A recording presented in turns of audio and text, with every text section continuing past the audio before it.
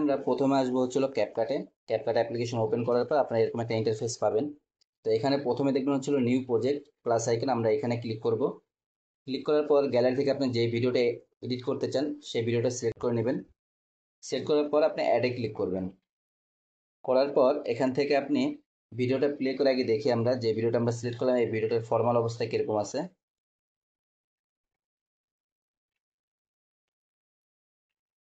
তো আশা করি আপনারা দেখলেন। এখন আমরা এই ভিডিওটার উপরে ইফেক্ট ব্যবহার করবো, ভিডিও ট্র্যাকার। তা টাইমলাইন থাকা অবস্থায় আপনারা ভিডিওটা সিলেক্ট করবেন। করার পর ডান পাশে স্ক্রল করবেন, দেখবেন এখানে আছে হচ্ছিল ক্যামেরা ট্র্যাকিং। ক্যামেরা ট্র্যাকিংয়ে আমরা সিলেক্ট করব। করার পর দুইটা অপশন আসবে, একটা হচ্ছে এআই মুভমেন্ট আর দ্বিতীয় হচ্ছিল ক্যামেরা ট্র্যাকিং। তা আমরা ক্যামেরা ট্র্যাকিংয়ে সিলেক্ট করব। করার পর এখানে চারটা অপশন আছে, ফেস, বডি, হ্যান্ডস, কাস্টম। আপনারা চাইলে বডিও নিতে পারবেন, বডিও ফ্রিজিং করে ব্যাকগ্রাউন্ড এটা বাফারিং করবে। তো আমরা ফেস নিচ্ছি। ফেস নেওয়ার পর এই যে ফেসে সিলেক্ট থাকা অবস্থায় আমরা ট্র্যাকে ক্লিক করব।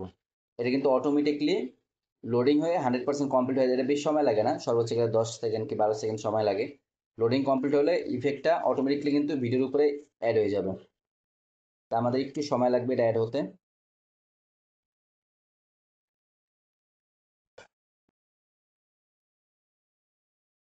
অ্যাড হওয়ার পর অটোমেটিকলি কিন্তু কিছু অপশন চলে আসবে সামনে। আপনারা কি করবেন, এখানে দেখবেন হচ্ছিল তিনটা অপশন আছে।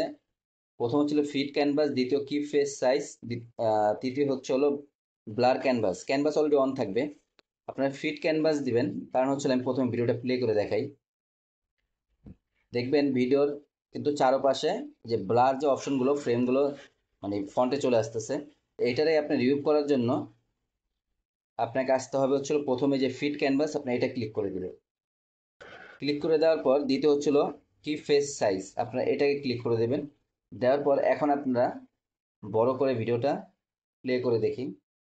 এই যে ভিডিওটা কিন্তু অটোমেটিকলি বডি এবং ফেসকে ফ্রিজ করে ব্যাকগ্রাউন্ড কিন্তু বাফারিং করতেছে। তা আশা করি আপনারা ভিডিওটা বুঝতে পারছেন কিভাবে এডিট করবেন। তো তারপরে যদি কোনো বুঝতে অসুবিধা হয় অবশ্যই আমাকে কমেন্টে জানাবেন, আমি এটার সলিউশন দিয়ে দিব। তারপরে যদি ভিডিওটা ভালো লেগে থাকে অবশ্যই ভিডিওকে লাইক, কমেন্ট, শেয়ার করবেন এবং চ্যানেলকে সাবস্ক্রাইব করবেন। সবাইকে ধন্যবাদ এতদূর পর্যন্ত সাথে থাকার জন্য।